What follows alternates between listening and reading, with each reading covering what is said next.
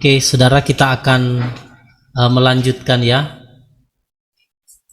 pembahasan kita mengenai ke-7 sangkakala. Kalau saudara yang ikut bukan minggu lalu, 2 minggu lalu ya, karena minggu lalu itu saya berhalangan. Jadi kita akan lanjut. Kalau tidak salah kita sudah sampai di sangkakala ke-4 ya. Kalau Bapak Ibu yang mengikuti sesi yang terakhir sebelum kita malam hari ini. Jadi kita akan baca dulu firman-Nya. Nanti saya minta kesediaan Pak Semi, bisa Pak Sem?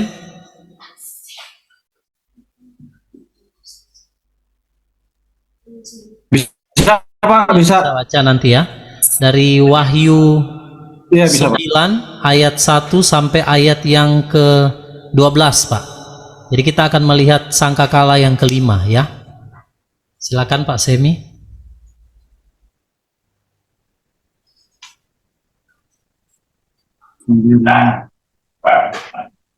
Wahyu 9 ayat 1 ya Pak? 1 sampai ayat yang ke-12 Pak. Wahyu 9 ayat 1 sampai ayat yang ke-12. Iya. Beginilah bunyi firman Tuhan. Sangkakala kelima. Dan malaikat yang kelima meniup sangkakalanya. Dan aku melihat sebuah bintang yang jatuh dari langit ke bumi, dan kepadanya telah diberikan kunci ke sumur Abisos. Dan dia membuka sumur Abisos itu, dan asap membumbung dari lumbung itu dan seperti asap dari tungku yang besar. Dan matahari dan angkasa dijadikan gelap karena asap dari lubang itu. Dan dari asap itu keluarlah belalang-belalang ke bumi. Dan kepada mereka diberikan wewenang sebagaimana kalajengking di bumi memiliki wewenang. Dan kepada mereka dikatakan agar jangan merusak rerumputan di bumi, ataupun segala yang hijau, ataupun semua pepohonan, kecuali hanya orang-orang yang tidak memiliki meterai Elohim di dahinya. Kepada mereka juga ditetapkan agar tidak membunuh mereka, tetapi agar disiksa selama 5 bulan, dan siksaan mereka seperti siksaan kalajengking ketika menyengat manusia. Dan pada hari-hari itu manusia akan mencari kematian, tetapi mereka tidak akan menemukannya. Dan mereka ingin mati, tetapi kematian akan lari dari mereka. Dan wujud belalang-belalang itu adalah serupa kuda-kuda yang dipersiapkan untuk peperangan, dan di atas kepala mereka seperti ada mahkota serupa emas, dan wajah-wajah mereka seperti wajah-wajah manusia. Dan mereka mempunyai rambut seperti rambut wanita, dan gigi mereka seperti gigi singa. Dan mereka mempunyai tutup dada seperti tutup dada dari besi. Dan bunyi sayap-sayap mereka seperti bunyi kereta-kereta kuda dengan banyak kuda yang berpacu menuju peperangan. Dan mereka mempunyai ekor serupa kalajengking, dan ada sengat-sengat pada ekornya, dan wewenang mereka adalah untuk menyakiti manusia selama 5 bulan. Dan mereka mempunyai raja atas mereka, yaitu malaikat Abisos. Nama Ibrani baginya Abaddon. Dan dalam bahasa Yunani dia mempunyai nama Apollyon. Celaka yang pertama telah berlalu, lihatlah masih akan datang 2 celaka sesudah ini. Demikian. Haleluya. Puji Tuhan. Nah, demikianlah sangkakala yang kelima kalau kita baca saudara ya. Lalu malaikat yang kelima, kalau saudara sudah lihat yang 1, 2, 3, 4 itu mengerikan saudara ya. Dan ini di sangkakala kelima ini mengerikan juga saudara ya. Ada bintang yang jatuh dari langit ke bumi, dan kepada bintang itu saudara telah diberikan kunci ke sumur Abisos. Abisos ini sumur jurang maut saudara ya. Ini berbicara jurang maut. Jadi kepada bintang itu dia diberikan kunci untuk membuka sumur Abisos ini. Abisos ini jurang maut. Nah, Bapak Ibu saudara yang dikasih dalam Tuhan, sebelum kita akan lanjut melihat apa yang dimaksud dengan yang ditulis dalam sangkakala kelima ini, perlu diketahui saudara bahwa kalau saudara yang pernah membaca kitab Henokh, itu ternyata saudara ada bintang-bintang yang ditulis di dalam kitab Henokh. Mereka itu, bintang-bintang itu sudah ditetapkan oleh Bapa untuk dia berorbit atau dia terbit di jam-jam yang sudah ditentukan. Nah, kalau bintang itu dia tidak mentaati perintah daripada Tuhan, maka bintang-bintang itu akan diikat, ditempatkan di satu tempat menunggu nanti waktu hari penghakiman. Jadi bintang ini pun juga berbicara tentara-tentara langit, saudara. Ya, jadi kita harus mengerti bahwa bintang ini yang di dalam sangkakala kelima ini, yang jatuh dari langit ke bumi, itu juga berbicara, saudara, malaikat, seperti malaikat jatuh begitu ya. Dan dia diberikan satu kunci, saudara, untuk membuka jurang maut, abyssos. Nah, berarti kalau kita lihat dari sangkakala kelima ini, ada satu portal yang akan terbuka, sehingga dari sumur abyssos atau jurang maut ini akan keluar, saudara, satu binatang yang sangat mengerikan. Nanti kita akan lihat rupanya ya. Tapi kita memahami dulu bahwa malaikat ini atau bintang ini yang jatuh, dia diberikan kuasa untuk membuka itu. Nah, saudara, berarti ini kan portal, ada portal yang terbuka. Jadi kalau ini penggambaran saya begini, saudara. Dulu saya tuh sebelum bertobat sungguh-sungguh, saya tuh sering nonton film Avengers begitu ya, dan film-film superhero. Nah, ada di satu ketika di film itu mereka menggambarkan bagaimana portal di langit terbuka, dan itu alien-alien atau sebenarnya itu malaikat jatuh ya. Mereka keluar dari portal itu, lubang itu, dan mereka turun sebagai makhluk-makhluk yang akan menyerang bumi. Nah, saya rasa, saudara, apa yang mereka gambarkan lewat film itu sebenarnya itu adalah pewahyuan daripada setan yang menggambarkan apa yang akan terjadi di masa depan. Nah, jadi dari sangkakala kelima ini kita belajar bahwa ada satu portal yang dibuka, saudara, sehingga ada binatang-binatang yang sangat mengerikan yang akan keluar dari jurang maut, yaitu sumur abyssos. Nah, kita akan lihat binatangnya seperti apa. Tetapi saudara, saya mau mengajak saudara untuk, mungkin ada saudara yang ingat entah tahun ini atau saya lupa ya, tahun ini atau tahun yang lalu, itu mereka, saudara, buka portal di daerah Eropa yang namanya CERN. Ada yang pernah nonton videonya? Boleh tolong lambaikan tangan yang pernah nonton? Pernah, Ya. Pak. Saudara tahu apa itu CERN?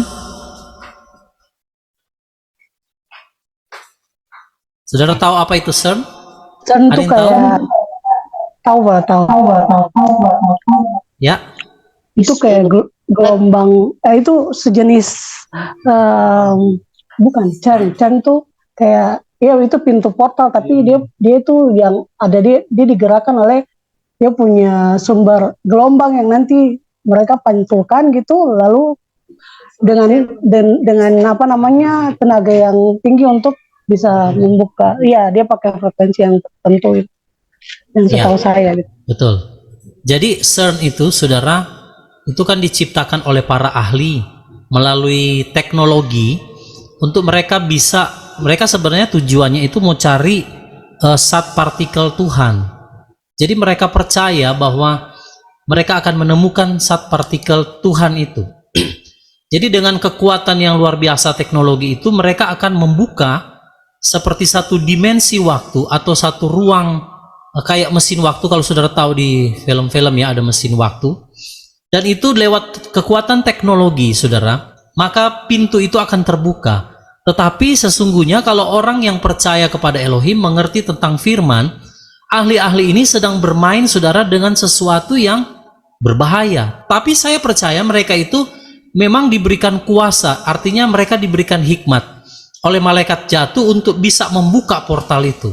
Karena seperti di ayat ini kita sudah lihat, kepada bintang itu, saudara, dikasih kunci di sini kan seperti yang saya bilang, kalau di kitab Wahyu itu kan selalu semua pakai penggambaran. Jadi jangan saudara berpikir kunci di sini bentuknya kunci, bukan seperti itu. Jadi kunci di sini berbicara suatu teknologi atau satu pengetahuan dari malaikat jatuh yang mereka akan kembangkan untuk membuka portal ini. Nanti saya akan jelaskan lagi saudara di bagian akhir ya. Jadi mereka diberikan kuasa, diberikan hikmat oleh tentunya hikmat dari malaikat jatuh ya, setan-setan, untuk dia bisa membuka portal ini, lalu nanti binatang-binatang ini akan keluar saudara. Saya akan share dulu kepada saudara binatang-binatang seperti apa saudara ya yang ditulis di dalam sangkakala kelima ini, Wahyu pasal 9 tadi ya. Oke, saudara, kita akan lihat dulu.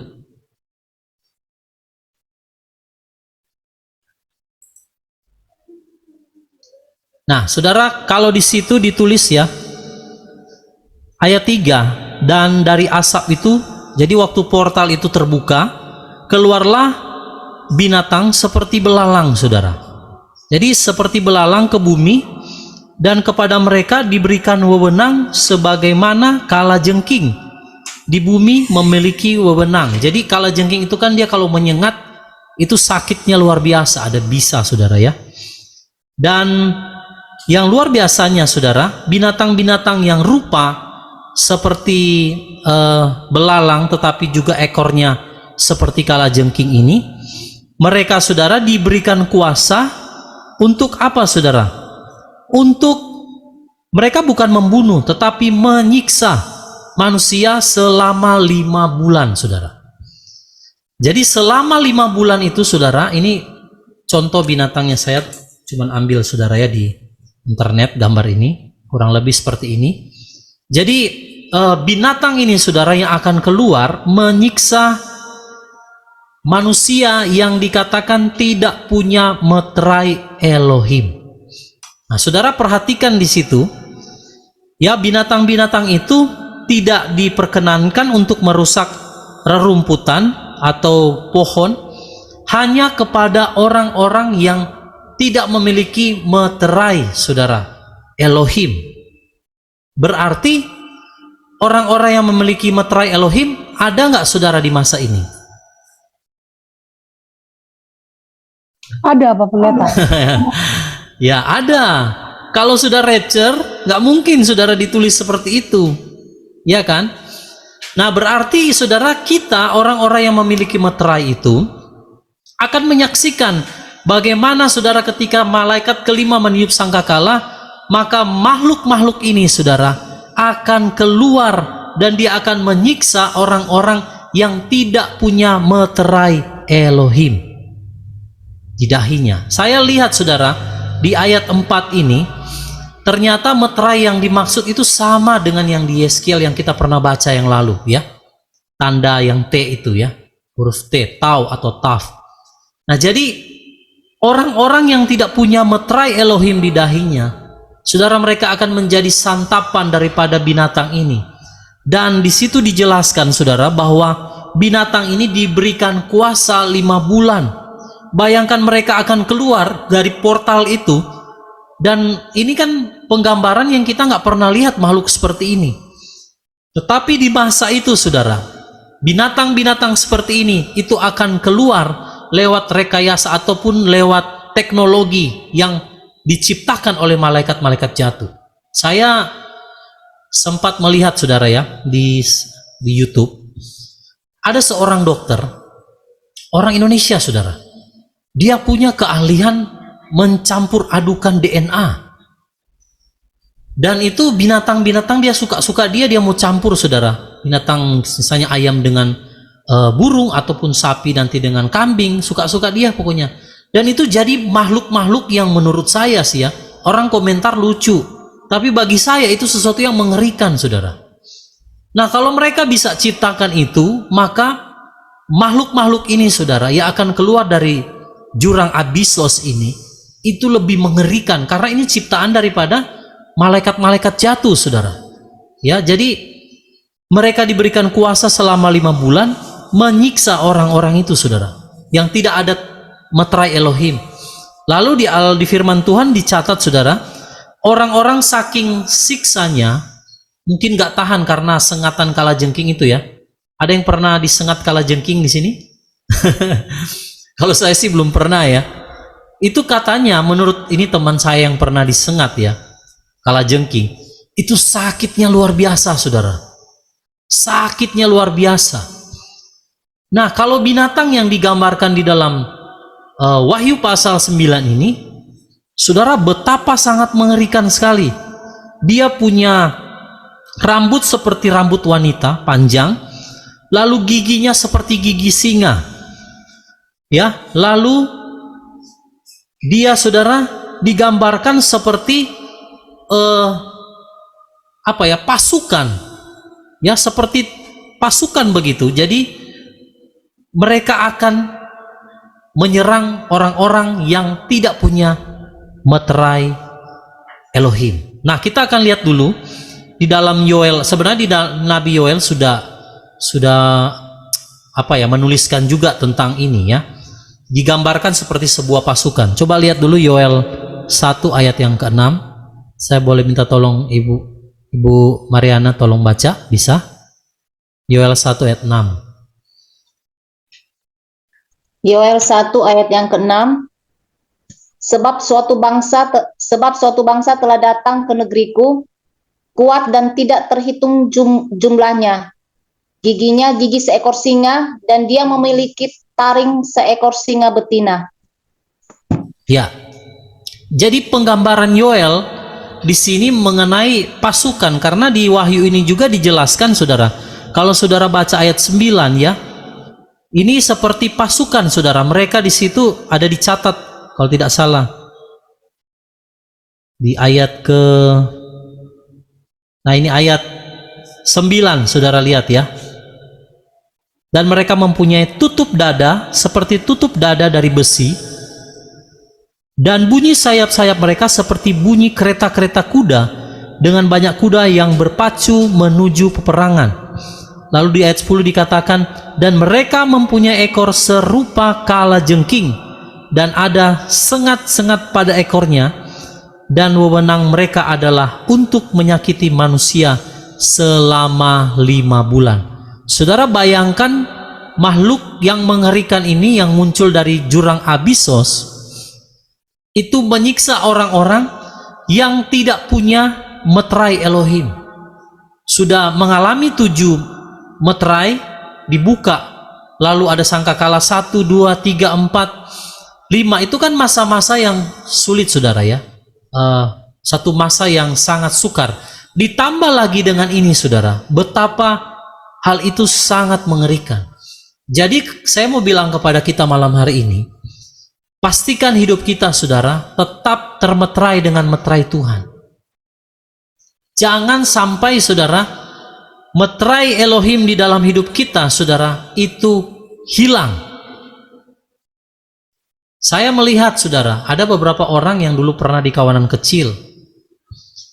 Karena situasi sekarang yang mungkin mereka rasa sudah aman, itu berpergian, saudara.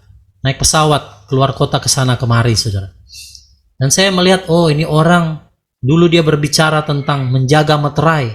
Tapi apakah benar, saudara? Di akhir zaman, di hari-hari terakhir ini, Tuhan akan, saudara, menguji setiap kita. Apakah kita sungguh-sungguh berpegang kepada kebenaran yang kita sudah tahu? Siapa yang tidak, saudara, berpegang kepada kebenaran, kesaksian, pengajaran yang sudah kita terima, dikatakan, saudara, ini saya keluar sedikit dulu ya dari pokok pembahasan kita, karena kebetulan saya ingat satu ayat rema yang Tuhan taruh, saudara. Saya bagikan tadi malam juga waktu kami doa. Itu di Yesaya 8 ayat 20. Ya, saya akan baca buat saudara. Yesaya pasal 8 ayat yang ke-20. Di dalam Torah dan di dalam kesaksian, jika mereka tidak mengatakan sesuai perkataan ini, bagi mereka tidak ada fajar. Saya baca terjemahan barunya. Carilah pengajaran dan kesaksian. Siapa yang tidak berbicara sesuai dengan perkataan itu, maksudnya pengajaran dan kesaksian, maka baginya tidak akan terbit fajar, saudara.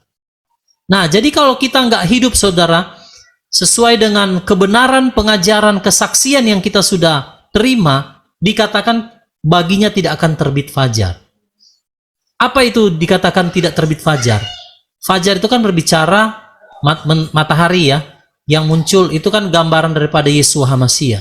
Yeshua HaMasyiah adalah sang surya kebenaran.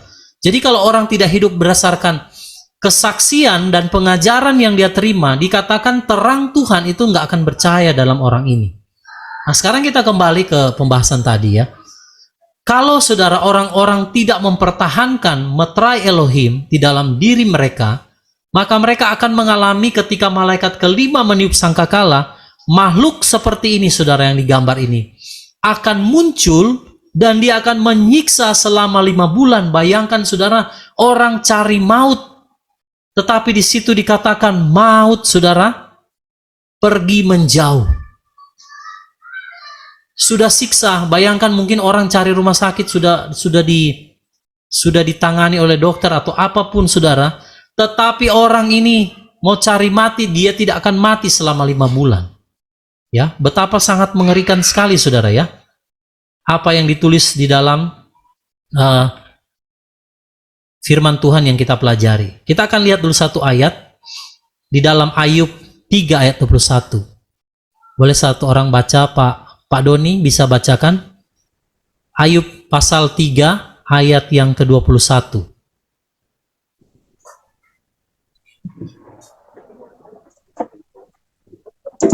Silakan Pak Don. Ayub 3 ayat 21.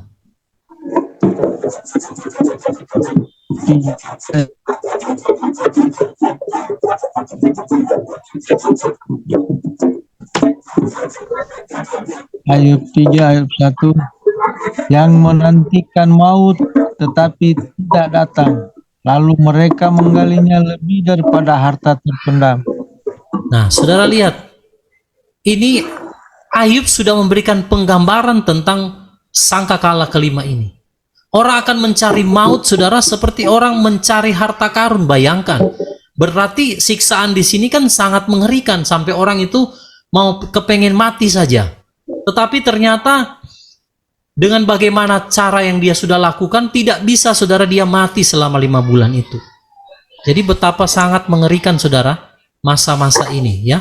Kalau kita tidak punya meterai Elohim, kalau kita, saudara, tidak menjaga meterai itu, maka kita juga akan mengalami hal ini, saudara, di mana orang-orang yang tidak punya meterai Elohim ini, mereka, saudara, akan ya disengat oleh binatang ini.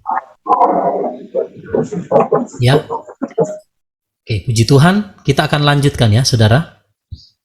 Lalu ayat 11. Dan mereka mempunyai raja atas mereka, yaitu malaikat Abisos. Nah, ini penghulunya. Kalau tadi itu pasukannya, ini ada rajanya, saudara. Malaikat Abisos, nama Ibraninya itu Abaddon. Abaddon itu, saudara, perhatikan baik-baik. Abaddon itu, saya lihat dalam kamus, itu pengertiannya destroyer, perusak, malaikat perusak. Jadi malaikat perusak ini yang akan keluar dari jurang maut, yaitu Abisos. Dan saudara, namanya itu Abaddon, malaikat perusak. Nah, ini yang menarik begini. Destroyer atau malaikat perusak itu sama ya, atau malaikat penghancur begitu ya. Itu dipakai di penggambaran CERN. Ada yang pernah lihat gambar CERN? Gambar CERN itu logonya itu simbol dewa Siva atau dewa perusak, dewa penghancur. Ya, dewa Siwa ya. Siva atau Siwa ya. Nanti saudara lihat lagi. Tapi itu yang di CERN itu gambarnya memang itu. Berarti mereka sedang berusaha untuk membuka portal menuju Abyssos, di mana malaikat Abaddon ini, saudara, dia akan muncul dari sana, yaitu malaikat penghancur. Kenapa CERN itu, saudara, lambangnya dewa penghancur? Saya tadi belum sempat cari gambarnya ya. Saya rasa nanti saudara cari sendiri saja. Tunggu sebentar ya, saya cek dulu saudara. Sebenarnya ada di handphone, cuma karena saya nggak tahu sudah terlalu banyak saudara ya, jadi mau cari itu agak sulit. Nanti mungkin. Nah, kalau saudara bisa lihat mungkin di handphone ini. Nah ini bisa kelihatan ya. Ini lambang CERN.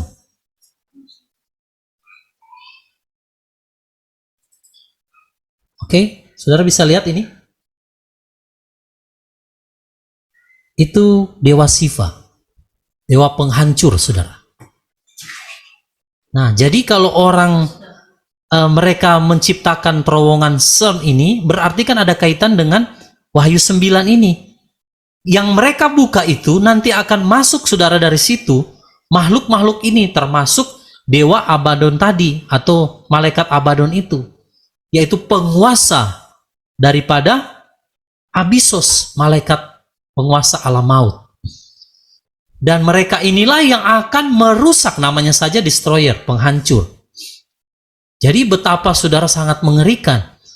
Dan kalau di zaman sekarang kita yang hidup ini, teknologi itu mereka bisa buat, berarti saudara, mereka sedang mempersiapkan kedatangan daripada malaikat ini. Waktu mereka bikin acara di peresmian CERN ini, itu mereka bikin tarian-tarian setan, saudara. Ada yang sudah pernah lihat ya videonya? Mereka bikin tarian-tarian setan yang sangat mengerikan, saudara. Jadi mereka seolah-olah sedang menyambut bagaimana gerbang itu dibuka. Nanti pada waktunya, saudara, melalui gerbang itu malaikat ini akan masuk. Dia akan masuk ke dimensi manusia, yaitu saudara dan saya di bumi ini. Dan dia akan pergi, saudara, untuk menyengat orang-orang yang tidak ada tanda, meterai itu. Jadi betapa sangat mengerikan, ya. Bersyukurlah kita semua yang ada di kawanan kecil ini, yang terus mempertahankan meterai Elohim. Jangan sampai dicemarkan, saudara. Karena kalau sampai, saudara, mereka dapat orang-orang yang tidak punya meterai, habis, saudara. Ini orang-orang dia mau cari maut saja setengah mati, saudara. Gak bisa, saudara ya. Maut lari, dikatakan. Selama 5 bulan, itu orang mungkin sudah disengat. Badannya saya bayangkan mungkin bengkak, badannya mungkin sakit. Dia sudah minum obat apapun, saudara, nggak bisa menyembuhkannya. Dan dia rasa dia ingin mati saja, tapi kematian tidak ada saat itu. Bahkan Ayub pun menggambarkan ya di dalam kitab Ayub yang kita sudah baca. Bagaimana, saudara, kisah Ayub ketika dia mengalami hal yang sangat mengerikan, sakit penyakit, dia garuk yang sangat-sangat menyakitkan, saudara. Ya, dia rasa sudah kayak mau mati, saudara, tapi nggak mati-mati juga. Nah, ini Ayub sudah kasih penggambaran tentang apa yang akan dialami oleh orang-orang yang tidak punya meterai Elohim di Wahyu pasal 9 ini. Ngeri sekali. Waktu sangkakala kelima ditiup. Ya, nanti pemandangan di mata kita, di televisi, di depan mata kita, orang-orang yang tidak punya meterai itu, saudara ya. Saudara akan lihat tetangga mungkin saudara kita yang tidak ada meterai Elohim, mereka akan disiksa. Dan itu sangat-sangat mengerikan selama 5 bulan. Selama pandemi COVID saja orang sudah ketakutan luar biasa, saudara ya. Kalau ini, saudara, lebih mengerikan lagi. Orang mau mati nggak bisa mati, saudara. Wah, betapa sangat mengerikan ya. Dan kalau sekarang mereka bisa ciptakan teknologi di zaman kita, maka saya mau katakan, saudara, berjaga-jagalah. Waktunya tidak akan lama lagi, saudara ya. Seperti mimpi yang saudara, Tuhan taruh di hati saudara, saudara bisa dapatkan mimpi. Ada juga penglihatan, ada juga mungkin nubuatan. Saudara pegang semua itu. Karena firman Tuhan katakan tadi di Yesaya, siapa yang tidak berbicara ya dari kesaksian dan pengajaran yang dia terima, baginya tidak akan terbit fajar, saudara. Ya. Oke. Nah, jadi setelah malaikat kelima ini meniup, saudara, maka terjadilah binatang-binatang ini bersama dengan malaikat Abaddon ini menyerang manusia-manusia yang tidak punya meterai Elohim. Lalu di ayat 12 dikatakan, celaka pertama telah berlalu, lihatlah masih akan datang 2 celaka sesudah itu. Itu berarti, nah dari ayat ini saya dapat penggambaran, berarti sangkakala kelima ini waktunya kurang lebih sekitar 5 bulan. Berdasarkan ayat yang tadi kita baca ya. Jadi satu tiupan sangkakala itu, yang khusus sangkakala kelima ya, itu 5 bulan jaraknya. Jadi begitu 5 bulan selesai, sangkakala kelima selesai, langsung disusul dengan sangkakala ke-6. Oke, saya minta tolong Pak Semi kembali membaca ayat 13 Pak sampai ayat yang ke-21. Wahyu 9 tadi ya. Ya Pak. Wahyu 9 ayat 13. Begini bunyi firman Elohim. Sangkakala ke-6. Dan malaikat yang ke-6 meniup sangkakala. Dan aku mendengar suatu suara dari keempat tanduk mesbah emas di hadapan Elohim, yang berkata kepada malaikat ke-6 yang memegang sangkakala itu, lepaskanlah keempat malaikat yang telah diikat di sungai Efrat yang besar. Dan keempat malaikat itu dilepaskan, mereka yang telah dipersiapkan untuk jam dan hari dan bulan dan tahun, supaya mereka membunuh sepertiga manusia. Dan jumlah bala tentara berkuda itu ada 20.000 laksa, dan aku mendengar jumlah mereka. Dan demikianlah aku melihat dalam penglihatan kuda-kuda dan mereka yang menunggang di atasnya, yang mengenakan tutup dada merah api dan merah kehitam-hitaman dan kuning belerang. Dan kepala kuda-kuda itu seperti kepala singa, dan dari mulutnya keluar api dan asap dan belerang. Oleh ketiga hal ini, sepertiga manusia terbunuh oleh api dan oleh asap dan oleh belerang yang keluar dari mulut mereka. Sebab wewenang mereka ada pada mulut mereka dan pada ekor mereka, karena ekor mereka serupa ular yang memiliki kepala, dan dengan itu mereka menyakiti. Namun sisa manusia yang tidak terbunuh oleh bencana-bencana itu, mereka bahkan tidak bertobat, dan perbuatan-perbuatan tangan mereka, bahwa mereka tidak boleh menyembah roh-roh jahat dan berhala-berhala emas dan perak dan perunggu dan batu dan kayu, yang bahkan tidak mampu baik untuk melihat maupun mendengar ataupun berjalan. Dan mereka tidak bertobat dari pembunuhan-pembunuhan mereka, maupun dari sihir-sihir mereka, maupun dari percabulan mereka, atau dari pencurian-pencurian mereka. Nah, saudara ya, jadi kita lanjut ke sangkakala ke-6. Jadi waktu malaikat ke-6 ini tiup sangkakala, saudara ya, lalu ternyata di situ ada perintah untuk melepaskan 4 malaikat yang terikat di dekat sungai Efrat. Nah, waktu yang lalu kan kita baca, saudara, dikatakan malaikat itu kan ditahan sebelum umat-umat Elohim itu akan dimeteraikan, ya, yang kita sudah baca yang lalu. Nah, ternyata kapan itu 4 malaikat dilepas? Pada waktu sangkakala ke-6. Kalau tadi sangkakala ke-5 mereka nggak diperkenankan untuk membunuh, hanya menyiksa.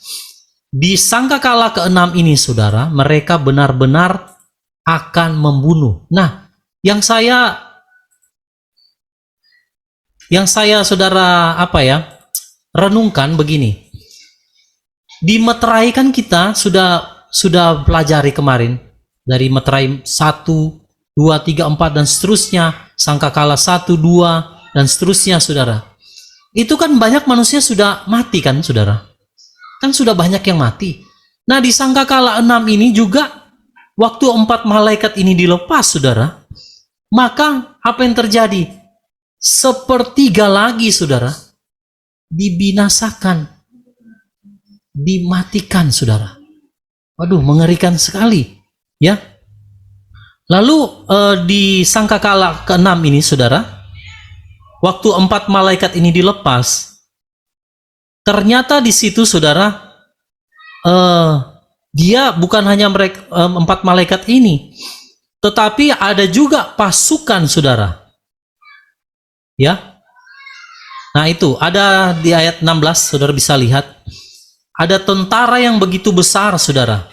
Satu pasukan yang dikatakan pasukan berkuda, ya. Ada 20.000 laksa. Satu laksa berapa ribu? 8 ya. 8.000 ya kalau tidak salah ya. 8.000, saudara, kali saja 20.000. Berapa banyak itu, saudara? Sangat banyak, saudara. Yang dikatakan mereka melalui sangkakala ke-6 ini, melalui pasukan yang berjumlah 20.000 laksa. Nanti saudara kalikan dengan 8.000 ya. Pasukan berkuda, mereka, saudara, akan membinasakan, saudara, sepertiga manusia yang ada di bumi. Lewat apa? Api, asap, belerang yang keluar dari mulutnya. Kalau saya renungkan, ini bisa berbicara, saudara, senjatanya. Entah apa yang mereka lakukan, saudara, dengan senjatanya ini. Api, asap, belerang, dan melalui senjata ini, saudara, maka sepertiga umat manusia itu binasa, mati, saudara. Ya. Dan yang mengerikan sekali, seperti gambar yang saudara lihat di sini, ini kuda-kuda ini, saudara, ya. Kuasa kuda-kuda itu terdapat di dalam mulutnya dan di ekornya. Ya, di situ mereka berkepala, saudara. Dan dengan kepala mereka itu, mereka mendatangkan kerusakan. Nah, itu, saudara, ya. Saudara bisa lihat di situ, di gambar ini. Jadi, waktu malaikat meniup sangkakala yang ke-6, maka pasukan ini yang berjumlah berapa tadi? 20.000 laksa, pasukan berkuda, itu akan memusnahkan sepertiga daripada manusia di bumi. Makanya ayat yang kemarin Ibu Sofi kirim di Yesaya itu ya, bumi menjadi sunyi sepi. Kenapa sunyi sepi, saudara? Habis penduduknya. Sudah dari meterai habis, sekarang di sangkakala habis. Perusakan 4 malaikat ini dilepas, mereka mengadakan perusakan luar biasa sampai sepertiga bumi habis. Kalau dari meterai sudah habis berapa itu? Sepertiga ya.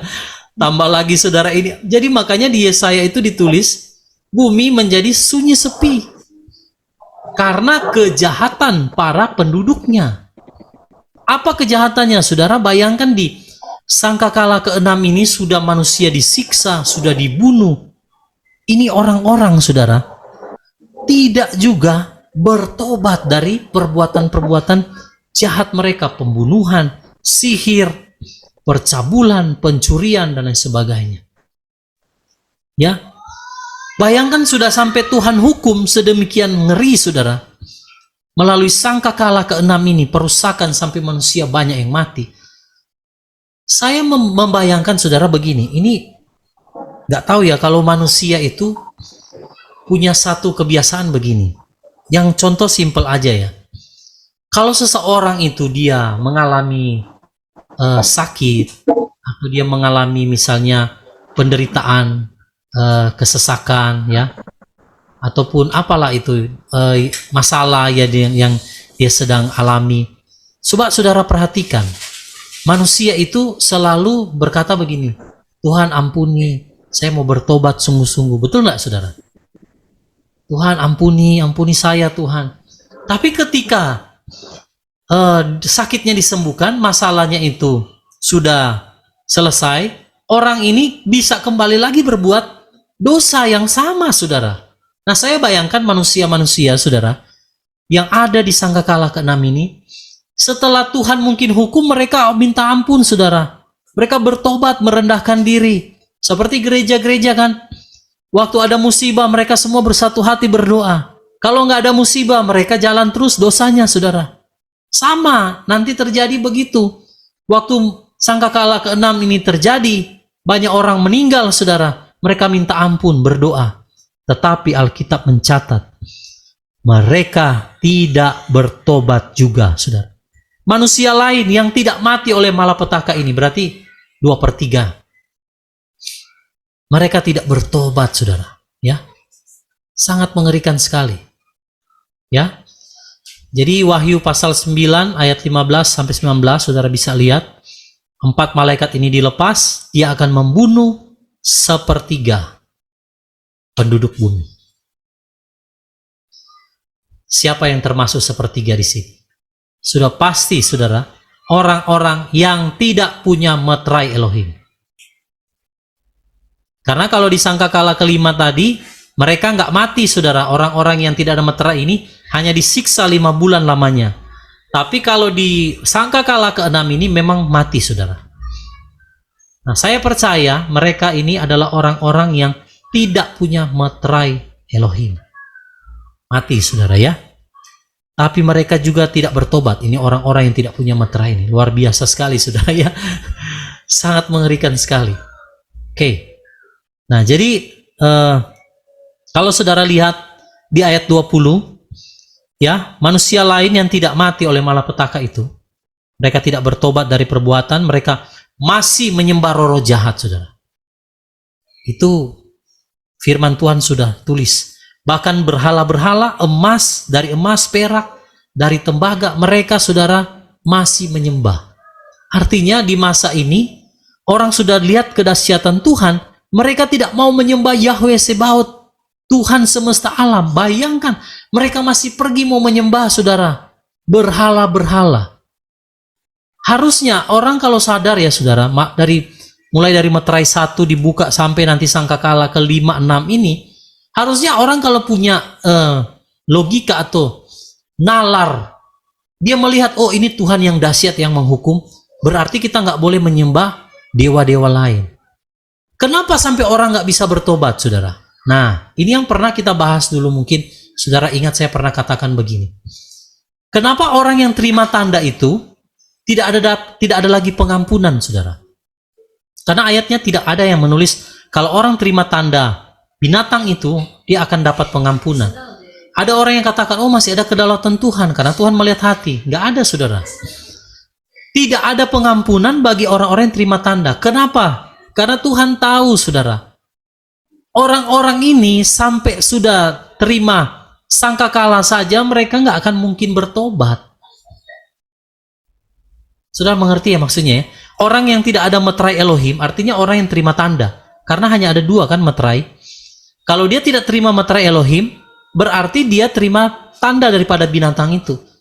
Nah, orang yang terima tanda, saudara, dia nggak akan pernah bisa diampuni. Kenapa? Karena dia tidak akan pernah bisa bertobat.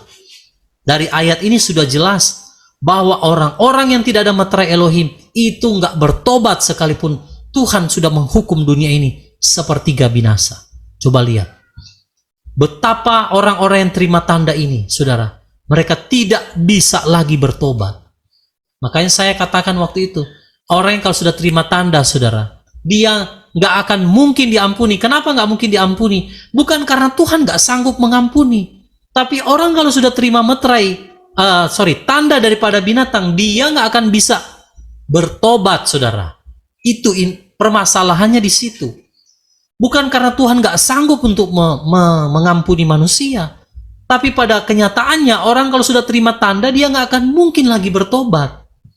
Karena di ayat lain ditulis, karena mereka berdosa terhadap tubuh dan darahnya Tuhan, sehingga mereka tidak dapat diperbaharui. Itu dibuktikan dengan ketika sangkakala ke-6 ditiup, manusia nggak mau bertobat juga, saudara.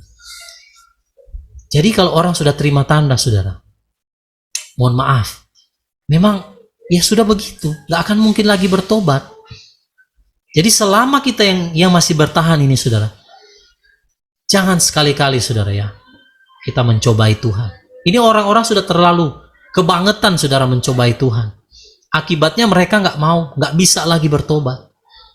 Ya, oke, puji Tuhan.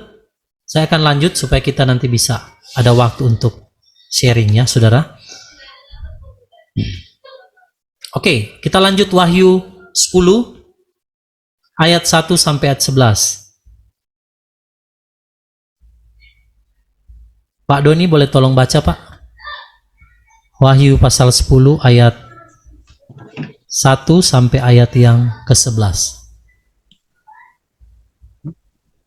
Wahyu 10 ayat 1 sampai 11. Malaikat dan gulungan kitab. Dan aku melihat malaikat lain yang kuat yang turun dari surga dengan diselubungi awan, dan di atas kepalanya ada pelangi, dan wajahnya seperti matahari, dan kakinya seperti tiang api, dan di tangannya dia memegang sebuah kitab kecil yang telah dibuka, dan dia meletakkan kakinya yang kanan di atas laut dan yang kiri di atas darat. Dan dia berseru dengan suara yang nyaring, sama seperti singa mengaum. Dan ketika dia berseru, ketujuh guru itu memperdengarkan suaranya sendiri-sendiri. Dan ketika ketujuh guru itu memperdengarkan suaranya sendiri-sendiri, aku akan segera menuliskan, dan aku mendengar suara dari langit yang berkata kepadaku, meteraikanlah apa yang ketujuh guru itu telah mengatakannya, dan jangan menuliskannya. Dan malaikat yang aku lihat berdiri di atas laut dan di atas darat, ia mengacungkan tangannya ke langit, dan dia bersumpah demi Dia yang hidup untuk selama-lamanya, yang telah menciptakan langit dan hal-hal yang ada di dalamnya, serta bumi dan hal-hal yang ada di dalamnya, juga laut dan hal-hal yang ada di dalamnya, bahwa waktunya tidak akan lama lagi. Namun pada hari-hari suara malaikat yang ketujuh akan segera meniup sangkakalanya, maka rahasia Elohim harus digenapi, sebagaimana Dia telah memberitakannya kepada para hambanya sendiri, yaitu para nabi. Dan suara yang aku dengar dari surga adalah yang berbicara lagi denganku, dan yang mengatakan, pergilah, ambillah kitab kecil yang telah dibuka di tangan malaikat yang sedang berdiri di atas laut dan di atas darat itu. Dan aku pergi ke arah malaikat itu sambil berkata kepadanya, berikanlah kitab kecil itu kepadaku. Dan dia berkata kepadaku, ambillah dan makanlah dia, dan dia akan memahitkan perutmu, tetapi di dalam mulutmu akan manis seperti madu. Dan aku mengambil kitab kecil itu dari tangan malaikat itu dan memakannya, dan di dalam mulutku ia manis seperti madu. Tetapi ketika aku memakannya, perutku dipahitkan. Dan dia berkata kepadaku, haruslah engkau bernubuat lagi atas kaum dan bangsa dan bahasa dan banyak raja. Haleluya. Nah, saudara, di Wahyu 10 ini ada muncul seorang malaikat lain, yang malaikat yang kuat, saudara ya, turun dari surga, berselubungkan awan dan pelangi ada di atas kepalanya, dan mukanya sama seperti matahari dan kakinya bagaikan tiang api. Siapa malaikat ini? Ini malaikat ini sepertinya malaikat yang ada di waktu pemeteraian. Sebelum perusakan itu kan mereka akan memeteraikan umat-umat Elohim. Ya. Jadi ini malaikat ini yang kakinya satu di darat, di laut, dia berkuasa atas darat dan laut ini, saudara. Ya, dan dia, malaikat ini dikatakan malaikat yang kuat, ya. Di situ penggambarannya, saudara, mukanya sama seperti matahari, kakinya seperti api.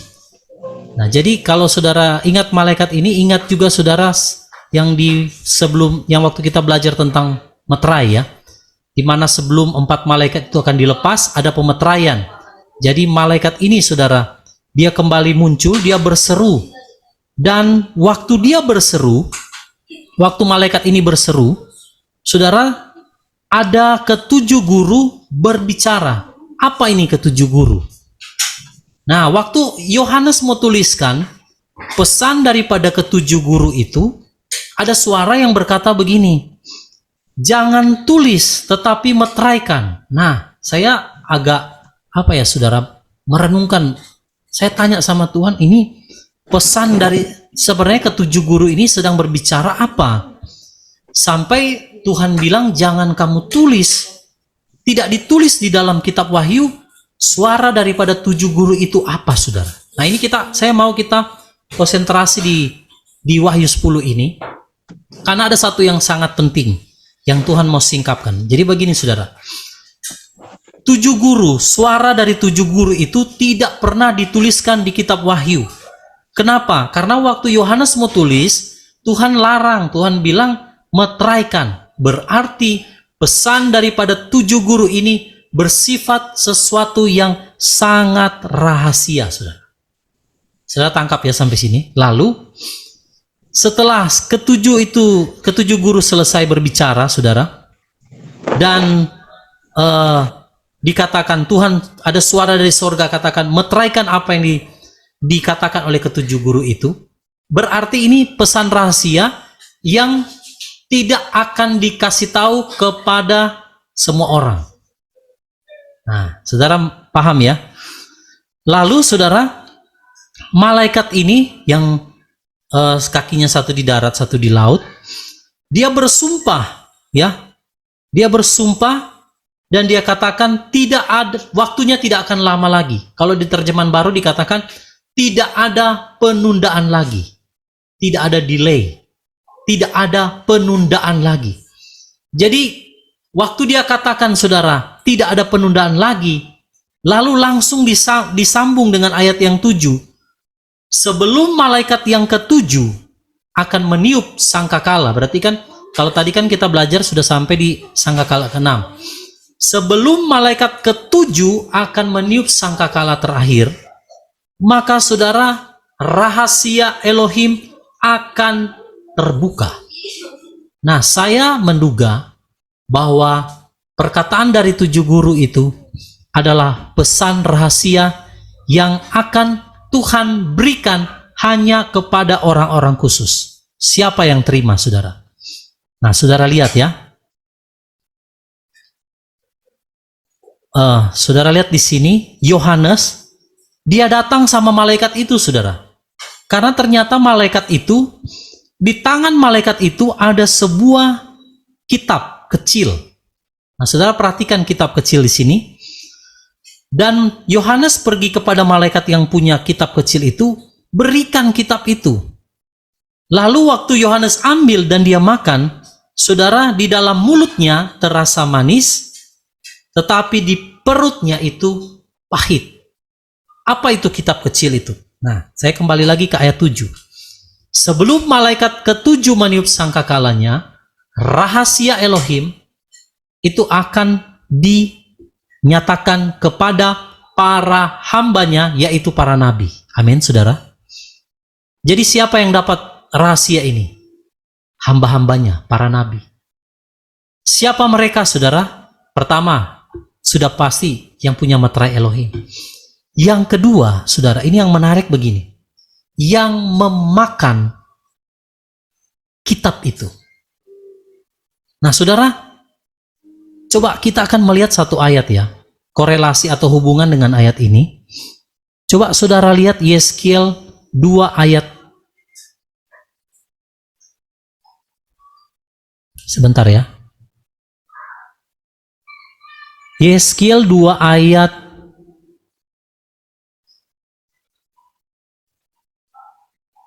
Yeskiel 3 ayatnya yang kedua. Coba Bapak Ibu kita lihat. Saya baca buat saudara ya. Yeskiel 3 ayat 2. Dari ayat 1.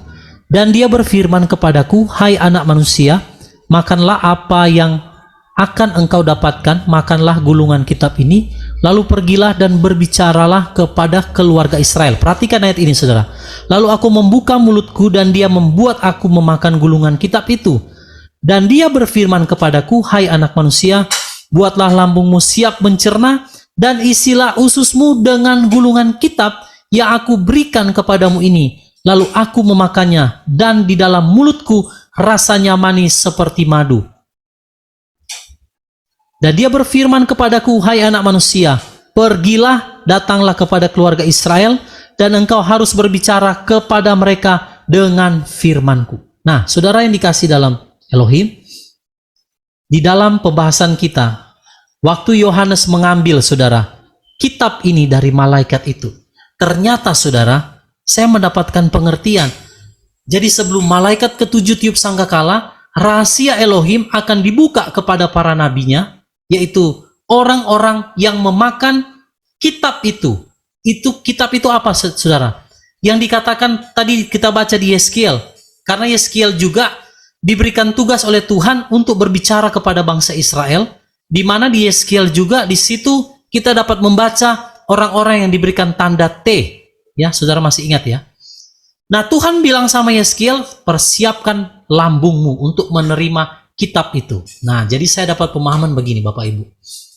Orang-orang yang akan mendengar suara dari ketujuh guru berbicara rahasia Elohim di akhir zaman, itu adalah mereka yang memakan kitab itu, yang berbicara firman Tuhan, pewahyuan yang keras, saudara. Maka Tuhan bilang, cerna, siap-siap Yeskiel, lambungmu engkau harus persiapkan untuk mencerna firman ini. Karena ternyata firman ini, firman rahasia atau pewahyuan itu bersifat keras bagi lambung, saudara. Makanya banyak orang terima, suka, senang dengar firman pewahyuan, kitab wahyu, senang, saudara. Kalau sesuatu tentang revelation, pewahyuan, orang suka dengarnya. Karena makannya itu di mulut seperti madu rasanya, benar nggak? Di kawanan kecil, senang, saudara, waktu awal-awal, pembukaan firman. Tetapi lambung mereka nggak siap untuk mengunyah, ya, untuk mencerna, saudara, bukan mengunyah, tapi mencerna makanan keras ini. Nah, saudara bisa paham di sini ya. Jadi Yohanes itu dikasih kitab itu, dia makan, dia rasa di mulutnya manis, tapi di perutnya itu pahit. Pahit itu ternyata penggambarannya memang keras, sulit untuk dicerna.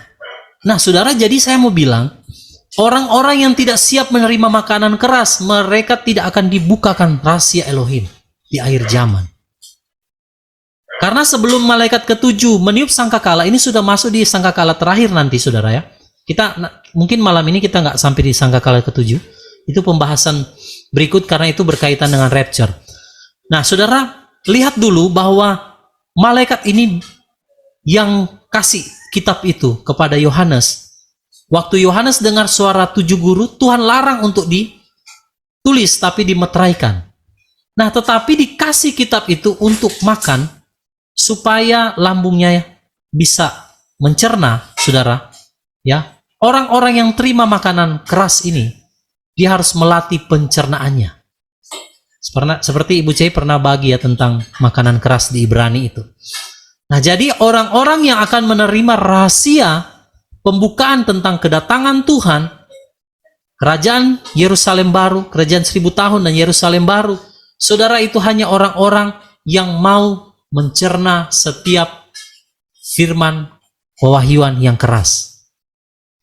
Jangan cuma hanya kita kunyah, saudara.